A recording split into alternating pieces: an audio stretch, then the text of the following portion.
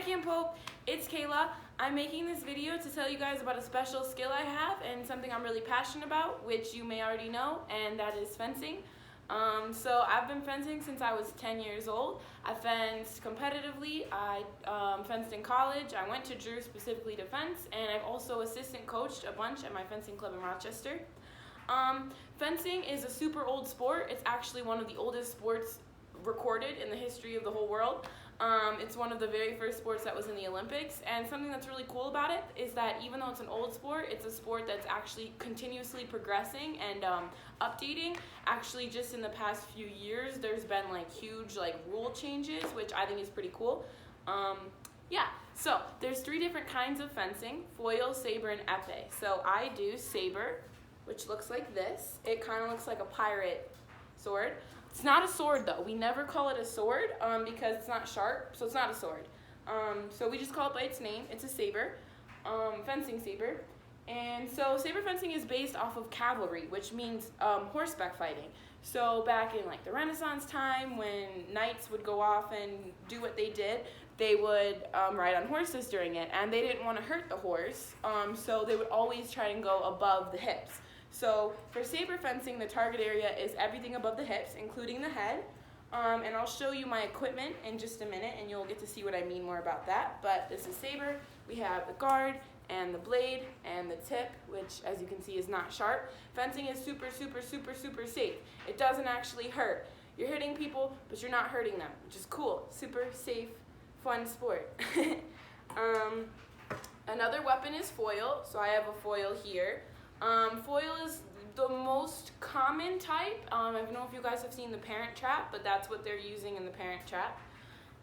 So foil, the target area is just this area. So their equipment looks a little different. Head's not target, arms isn't target, it's just this little box. And it looks like this. As you can see, the guard's a lot smaller because the arm isn't target, so they don't need to worry about protecting that. And they have this funny little button at the top, and that's because, I'll show you the equipment in a minute, but for foil and épée, the 2 other types of fencing, you have to press the button down in order to get the point because it's more of a poking mechanism for hitting, whereas saber, it's more of like this. It's like a slash. You can poke, but you don't really poke. And ours is, there's no button, but it's still dulled, so it never ever hurts. And then I don't have an épée, unfortunately, to show you guys, but épée is the 3rd kind of fencing. I don't know if you guys know iCarly, but there was an iCarly episode where they fenced, which is pretty cool. And it was like Freddie's uncle was a fencer, but they did épée fencing. And épée is pretty cool because it's off of it's like gentleman's dueling. So you don't, back in the day, and basically in épée, the entire body is target, so even toes, which I always think is so funny. You're fencing somebody, you have this, it looks like a sword, but it's not a sword contraption, and then you're going for their toes. It's really funny. Okay, so now I want to show you guys my equipment. I think it looks super cool. Maybe you'll agree. So like I said, saber fencing is everything above the hips. So our most important target area is our head. So our masks look like this. I'm going to put it on. It's going to look kind of funny. Voila. I'm not going to keep it on because it might be hard to hear me. But you may have noticed it's sparkly and silver looking. It's called a lame. So this is what we wear also, and it's also silver and shimmery looking. And that's because fencing also has my last name on it. It's pretty cool. Like in other sports, you got your last name on the back of your jersey. We have our last name on the back of our lame. Lame is a funny word. That's because fencing is also a French sport. It was it started before French people developed it, but French people made it very concrete, and they put all the rules together and really made this fun activity into a sport. So that's why saber, foil, épée, all those words are French.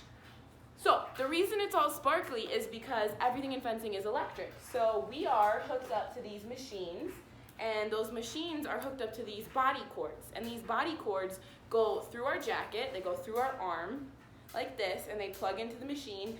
And basically what happens is when somebody hits, it's like an electrical current, science, and the light will go off. So it's super cool, and that's why it's all silver and shiny.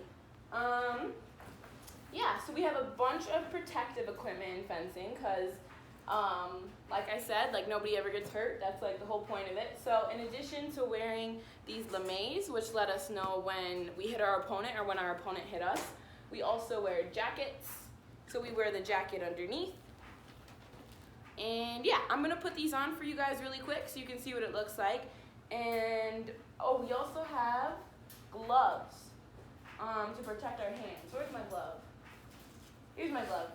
Okay, I'm gonna put these on really quick and I'm gonna show you guys the 3 biggest moves in fencing, and that'll be that. So I'm not good enough at editing to stop this video and start it again. So yeah. So put the jacket on.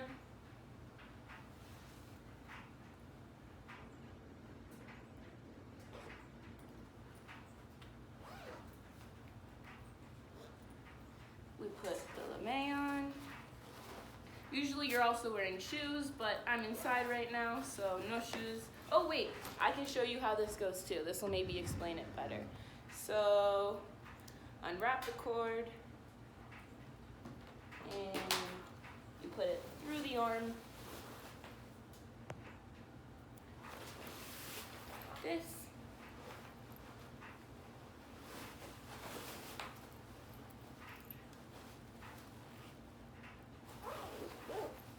This, and then there's this little alligator clip right here, and you put that on the bottom of the back of the lame. And then there's this funky looking clip right here, and you put that through the glove,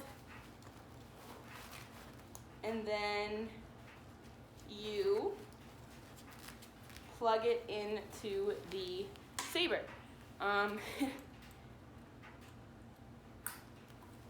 And it looks like that, so it's all plugged in. And then this part would be plugged into a machine that's plugged into a little box that would be like here, and a light would go off whenever me or my opponent would hit.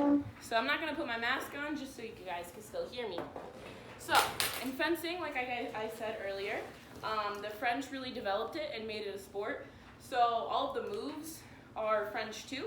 So when we start in fencing, we start in what's called on guard position. And it looks like this. The lighting's kind of weird.